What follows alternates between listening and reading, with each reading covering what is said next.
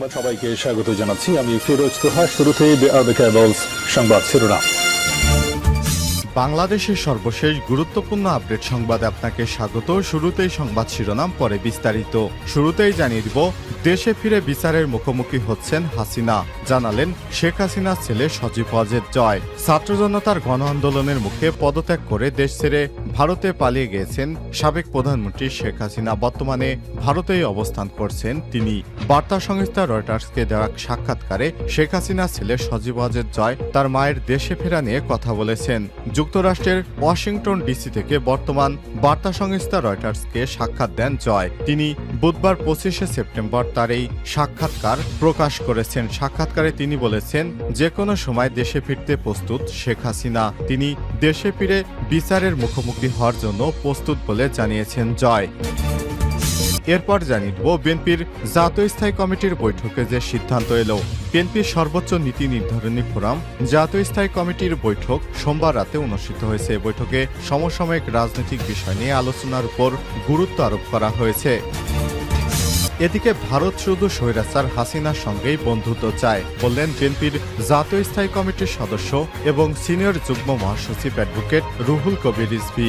আজ ঢাকা রিপোর্টার্স ইউনিটিতে বাংলাদেশ জাতীয়তাবাদী পল্লী চিকিৎসক অ্যাসোসিয়েশনের 116তম প্রতিষ্ঠাবার্ষিকী উপলক্ষে আয়োজিত এক অনুষ্ঠানে তিনি সব মন্তব্য করেছেন। এদিকে দুদকের উপপরিচালক ঘুষ নিতেন ইউরো এবং ডলারে। দুর্নীতি দমন কমিশন দুদকের সাবেক উপপরিচালক আবু বকর সিদ্দিকের বিরুদ্ধে ইউরো এবং ডলারে ঘুষ নেওয়ার অভিযোগ পাওয়া গেছে। সহকর্মীদের কাছে তিনি পরিচিত ছিলেন জিনের বাদশা নামে। জানিয়ে দিব, এইচএসসির ফল কিভাবে, জানালেন অধ্যাপক তপন। চলতি বছরে এইচএসসি এবং সমমনা পরীক্ষার ফল কবে প্রকাশ করা হবে তার একটি সময়সীমার কথা জানিয়েছেন আন্তঃশিক্ষা বোর্ড সমন্বয় কমিটির সভাপতি এবং ঢাকা শিক্ষা বোর্ডের চেয়ারম্যান অধ্যাপক তপন কুমার সরকার। তিনি বলেন, অক্টোবরের মাঝামাঝিতে রেজাল্ট হবে। এবং সর্বশেষ জানিয়ে দিব, রাজধানীর মোহাম্মদপুরে আলেমদের বিক্ষোভ সমাবেশ। ভারতে মহানবীর অবমাননার কারণে বাংলাদেশে আলেম সমাজরা বিক্ষোভ মিছিল করেছেন। ভারতের ক্ষমতাসীন বিজেপির এমএলএ নীতেশ রানে এবং ধর্মগুরু রামগিরি মহারাজের মহানবী সাল্লাল্লাহু আলাইহি ওয়াসাল্লামকে নিয়ে ঘৃণামূলক বক্তব্য এবং অবমাননার প্রতিবাদে ঢাকায় বিক্ষোভ মিছিল করেছে। বুধবার বিকেলে রাজধানীর মোহাম্মদপুর বেরিবাদ 3 রাস্তার মোড়ে এই বিক্ষোভ সমাবেশ অনুষ্ঠিত হয়। এতে দেশের শীর্ষ আলেম মুফতি মনসুরুল হকের তত্ত্বাবধানে মোহাম্মদপুরে আঞ্চলিক কওমি মাদ্রাসা শিক্ষা বোর্ড এই বিক্ষোভ সমাবেশ অনুষ্ঠিত হয়। প্রিয় দর্শক, এতক্ষণ শুনছিলেন সংবাদ শিরোনাম, এবারে বিস্তারিত। তবে তার আগে বন্ধুরা, অনুরোধ থাকবে সংবাদটিতে একটি লাইক দিন। এই চ্যানেলে আপনি নতুন হয়ে থাকলে আমাদের সংবাদটি দেখতে দেখতে চ্যানেলটি সাবস্ক্রাইব করে রাখুন। কমেন্ট করে আপনার মূল্যবান মতামত জানিয়ে দিন বন্ধুরা, আপনি বিশ্বের কোন দেশ থেকে বা বাংলাদেশের কোন স্থান থেকে আমাদের সংবাদটি দেখছেন এবং শুনছেন। এবারে বিস্তারিত। দেশে ফিরে বিচারের মুখোমুখি হতে প্রস্তুত শেখ হাসিনা, রয়টার্সকে সাক্ষাৎকারে বললেন জয়। ছাত্র জনতার গণ আন্দোলনের মুখে পদত্যাগ করে দেশ ছেড়ে ভারতে পালিয়ে গেছে সাবেক প্রধানমন্ত্রী শেখ হাসিনা। বর্তমানে তিনি ভারতে অবস্থান করছেন। বার্তা সংস্থা রয়টার্সকে দেয়া এক সাক্ষাৎকারে শেখ হাসিনার ছেলে সজীব ওয়াজেদ জয় তার মায়ের দেশে ফেরা নিয়ে কথা বলেছেন। যুক্তরাষ্ট্রের ওয়াশিংটন ডিসি থেকে বার্তা সংস্থা রয়টার্সকে এক সাক্ষাৎকার দেন তিনি। বুধবার 25শে সেপ্টেম্বর তার এই সাক্ষাৎকার প্রকাশিত হয়েছে। সাক্ষাৎকারে শেখ হাসিনা কবে দেশে ফিরতে পারেন জানতে চাইলে তিনি উত্তর দেন, এটি তার উপর নির্ভর করবে। তিনি দেশে ফিরে বিচারের মুখোমুখি হওয়ার জন্য প্রস্তুত। জয় বলেন, এই মুহূর্তে আমি আমার দলের লোকদের নিরাপত্তা দিতে চাই, তাই আমি দলের নেতাকর্মীদের উপর চালানো নৃশংসতা সম্পর্কে আন্তর্জাতিক সচেতনতা বাড়াতে চাই। এর আগে গত মাসে এক সাক্ষাৎকারে তিনি বলেন, ছাত্রদের দাবি করা আন্দোলনের নেতৃত্ব দেওয়ার বিষয়ে শেখ হাসিনা দেশে ফিরে বিচারের মুখোমুখি হওয়ার জন্য প্রস্তুত রয়েছেন। এছাড়াও আওয়ামী লীগ নির্বাচনে প্রতিদ্বন্দ্বিতা করতে চায় বলেও জানান তিনি। রয়টার্সের প্রতিবেদনে বলা হয়েছে, গত মাস থেকে দিল্লির কাছাকাছি আশ্রয়ে রয়েছে শেখ হাসিনা। এ সময় আওয়ামী লীগের অনেক সিনিয়র নেতাকে আন্দোলনে 1000-এর বেশি নিহতের ঘটনার সম্পৃক্ততায় অভিযোগে গ্রেপ্তার করা হয়েছে। এছাড়াও অনেকেই আত্মগোপনে চলে গেছেন। জয় অভিযোগ করে বলেছেন, শেখ হাসিনা পতনের পর থেকে আওয়ামী লীগের অনেক নেতাকর্মীকে হত্যা করা হয়েছে। তবে এ বিষয়ে অন্তর্বর্তীকালীন সরকারের প্রতিনিধিরা এ বিষয়ে মন্তব্যের অনুরোধে তাৎক্ষণিক সাড়া দেননি। সাক্ষাৎকারে 18 মাসের মধ্যে নির্বাচনের বিষয়ে সেনাপ্রধান জেনারেল ওয়াকারুজ্জামানের দেয়া টাইমলাইনে সন্তুষ্টি প্রকাশ করেন। এ সময়কে প্রত্যাশার চেয়ে অনেক দেরি বলে মন্তব্য করেছেন জয় বলেন তার দল আওয়ামী লীগ ছাড়া দেশে প্রকৃত সংস্কার এবং নির্বাচন অসম্ভব। এদিকে বৈষম্যবিরোধী ছাত্র আন্দোলনে শহীদদের নামের তালিকা প্রকাশ করেছে স্বাস্থ্য মন্ত্রণালয়। তালিকায় প্রাথমিকভাবে 208 জন শহীদদের পরিচয় জানানো হয়েছে। মঙ্গলবার 24শে সেপ্টেম্বর স্বাস্থ্য ও পরিবার কল্যাণ মন্ত্রণালয়ের স্বাস্থ্যসেবা বিভাগের উপসচিব উম্মে হাবিবা স্বাক্ষরিত এক গণবিজ্ঞপ্তিতে সব তথ্য জানানো হয়েছে। বিএনপির স্থায়ী কমিটির বৈঠকে যে সিদ্ধান্ত এলো। বিএনপির সর্বোচ্চ নীতি নির্ধারণী ফোরাম জাতীয় স্থায়ী কমিটির বৈঠকে সোমবার রাতে অনুষ্ঠিত হয়েছে। বৈঠকে সমসাময়িক রাজনৈতিক বিষয় আলোচনার পর গুরুত্বপূর্ণ সিদ্ধান্ত নেওয়া হয়েছে। বৈঠকে অন্তর্বর্তীকালীন সরকারের কার্যক্রম, নির্বাচনী রোডম্যাপ, ভারতের সঙ্গে সম্পর্ক, পাহাড়ে উত্তপ্ত পরিস্থিতি, স্থানীয় সরকার নির্বাচন, ছাত্র রাজনীতি এবং সাংগঠনিক নানা দিক নিয়ে আলোচনা হয়েছে বলে বৈঠক সূত্র থেকে জানা গেছে।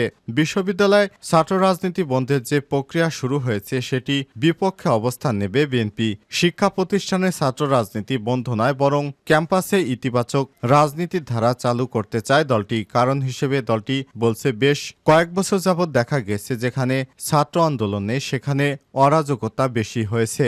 দেশ সংগঠন গঠনতন্ত্র ছাত্র রাজনীতির ঐতিহাসিক অবদান রয়েছে। 52 ভাষা আন্দোলনে, 62র পূর্ব পাকিস্তানের বিরুদ্ধে আন্দোলনের সূচনা, 71-এর মুক্তিযুদ্ধ, 24 সালের স্বৈরাচার হাসিনা পতনের আন্দোলনের পেছনে বিশ্ববিদ্যালয়ের ছাত্র রাজনীতির বড় ভূমিকা রয়েছে।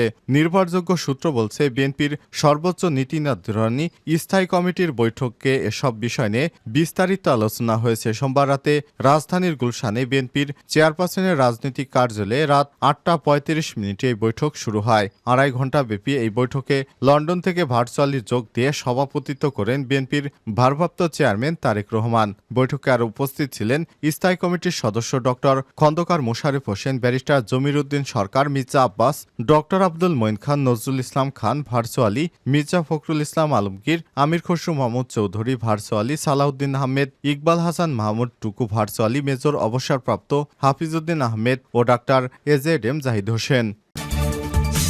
ভারত শুধু স্বৈরাচার হাসিনার সঙ্গেই বন্ধুত্ব চায় রিজভী। ভারত বাংলাদেশের জনগণের সঙ্গে নয়, শুধু স্বৈরাচারী হাসিনার সঙ্গেই বন্ধুত্ব করতে চায় বলে মন্তব্য করেছেন বিএনপির সিনিয়র যুগ্ম মহাসচিব অ্যাডভোকেট রুহুল কবির রিজভী। বুধবার দুপুরে ঢাকা রিপোর্টার্স ইউনিটিতে বাংলাদেশ জাতীয়তাবাদী পল্লী চিকিৎসক অ্যাসোসিয়েশনের 16তম প্রতিষ্ঠাবার্ষিকী উপলক্ষে আয়োজিত এক অনুষ্ঠানে তিনি এসব মন্তব্য করেছেন। রুহুল কবির রিজভী বলেন, তারা অর্থাৎ ভারত আমাদের মধ্যে বন্ধুত্ব চায় না, বন্ধুত্ব চায় শুধু হাসিনার মতো একজন ভয়ঙ্কর রক্তপিপাসু স্বৈরা শাসকের সঙ্গে। আমাদের জনগণকে ওরা পছন্দ করে না। শেখ হাসিনা থাকলে বাংলাদেশ তাড়াতাড়ি মাতবরি করতে পারে ভারত। এ কারণে সবসময় আধিপত্য বিস্তার করতে হাসিনাকে দীর্ঘদিন ক্ষমতায় রাখতে উঠে পড়ে লেগেছিল ভারত। ভারতে ইলিশ পাঠানো নিয়ে একজন উপদেষ্টার বক্তব্য প্রসঙ্গে তিনি বলেন, এখানে আবেগ দিয়ে কথা বললে তো হবে না। তিনি এ নিয়ে বলতে পারেন, বাঙালি জনগোষ্ঠী ভারতেও আছে, তাদের প্রধান ধর্মীয় উৎসব হলো দুর্গাপূজা। এ সময় ইলিশ মাছ একটা বড় উপাদান হিসেবে কাজ করে আমরা জানি। আমরা কোনোদিনই ইলিশ মাছ রপ্তানিতে বাধা দেইনি। আমরা নিজেরাই মাঝারি থেকে ছোট ইলিশ 1800 টাকা থেকে 2000 টাকা দিয়ে কিনি। বাড়তি দাম মেনে নিয়ে আমরা কিন্তু ইলিশ রপ্তানি করে। আমাদের অর্থ উপদেষ্টা আবেগের প্রশ্নের কথা বলেছেন। একই সময় যখন আমরা দেখছি ভারতের পররাষ্ট্রমন্ত্রী বলছেন, সীমান্তে বাংলাদেশি কাউকে দেখলে পা উপরের দিকে দিয়ে ঝুলিয়ে রেখে শাস্তি দেওয়া হবে, তখন তো আমাদের মধ্যে আবেগ তৈরি হবে। খালেদা জিয়া আমাদের সার্বভৌমত্ব প্রশ্নে কখনোই আপোষ করেননি মন্তব্য করে দলের মুখপাত্র আরও বলেন, দেশের সার্বভৌমত্বের প্রশ্নে তিনি কখনোই আপোষ করেননি। আমাদের গোটা জাতি তো নিজ দেশ নিজ রাষ্ট্রের বিষয়ে অত্যন্ত আবেগপ্রবণ। যে সময় আপনারা ইলিশ মাছ রপ্তানির কথা বলছেন, রপ্তানি হতেই পারে, কিন্তু তখন ভারতের স্বরাষ্ট্রমন্ত্রী ঝুলিয়ে রাখার কথা বলেন, তখন আমি কেন বলবো না আমরা ইলিশ মাছ দেব না। এ সময় তিনি বলেন, আমদানি রপ্তানি বাণিজ্য তো সব সবসময় হয়ে এসেছে, কিন্তু আবেগ তখনই আসে যখন আমাদের সঙ্গে কীতদাসের মতো আচরণ করে। তখন তো আমরা বলবো আমরা ইলিশ মাছ কেন দেব? পেঁয়াজ আমরা আমদানি করি ভারত থেকে। ভারতে যখন সংকট হয় তখন তো তারা পেঁয়াজ রপ্তানি বন্ধ করে দেয়, রপ্তানির উপর শুল্ক বাড়িয়ে দেয়। তারা কিন্তু আমাদের 1 ইঞ্চিও ছাড় দেয় না। সুতরাং আমাদের ছাড় দেওয়া উচিত নয়। অনুষ্ঠানে গুনখুমের শিকার বিএনপির নেতাকর্মীদের আর্থিক অনুদান দেওয়া হয়। অনুষ্ঠানের বক্তব্য রাখেন বিএনপির তথ্য বিষয়ক সম্পাদক আজিজুল বারী হেলাল, গবেষণা বিষয়ক সম্পাদক কৃষিবিদ শামীমুর রহমান শামীম, নির্বাহী কমিটির সদস্য নাজিমউদ্দিন আলম। উপস্থিত ছিলেন রংপুর বিভাগীয় সাংগঠনিক সম্পাদক অধ্যাপক আমিনুল ইসলাম, বিএনপির নির্বাহী কমিটির সদস্য রবিউল ইসলাম রবি, স্বেচ্ছাসেবক দলের নেতা জাকির হোসেন বাবু প্রমুখ। দুদকের উপপরিচালক ঘুষ নিতেন ইউরো ডলারে। দুর্নীতি দমন কমিশন দুদকের সাবেক উপপরিচালক আবু বকর সিদ্দিকের বিরুদ্ধে ইউরো এবং ডলারে ঘুষ নেওয়ার অভিযোগ পাওয়া গেছে। সহকর্মীদের কাছে তিনি পরিচিত ছিলেন জিনের বাদশা নামে।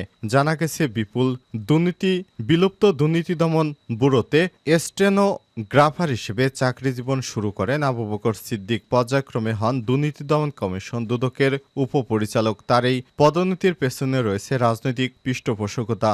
ঘুষের বিনিময়ে দুর্নীতিতে অভিযুক্ত ব্যক্তিদের দায়মুক্তি দিতেন তিনি। তাদের কাছ থেকে ঘুষ নিতেন ডলার ও ইউরোতে। কালবেলার অনুসন্ধান থেকে জানা গেছে দরিদ্র পরিবারের সন্তান হলেও চাকুরিকালে শত কোটি টাকার মালিক হয়েছেন আবু বকর। রাজধানীর অভিজাত এলাকায় বিভিন্ন জায়গায় বেশ কয়েকটি বাসভবন, ডজনখানেক প্লট ও ফ্ল্যাটের মালিক তিনি। তাকে টাকা দিলেই মিলে যেত দুদকের ক্লিনশিট। দুর্নীতিবাজদের রক্ষা করতেন তিনি। ঘুষ নিতেন ডলার ও ইউরোতে। তার 2 ছেলে থাকেন যুক্তরাজ্যে। ঘুষের টাকায় সেখানে পাঠিয়ে দেন হুন্ডিতে, আর সেই টাকা রেমিটেন্স হয়ে আবার চলে আসে আবু বকরের কাছে। চলতি বছরের এপ্রিলে বহুল আলোচিত কারিগরি শিক্ষা বোর্ড কম্পিউটার সেলের সিস্টেম অ্যানালিস্ট একেএম শামসুজ্জামানকে ঢাকা মহানগর গোয়েন্দা পুলিশ গ্রেপ্তারের পর বেরিয়ে আসে আবু বকর সিদ্দিকের ঘুষ বাণিজ্য।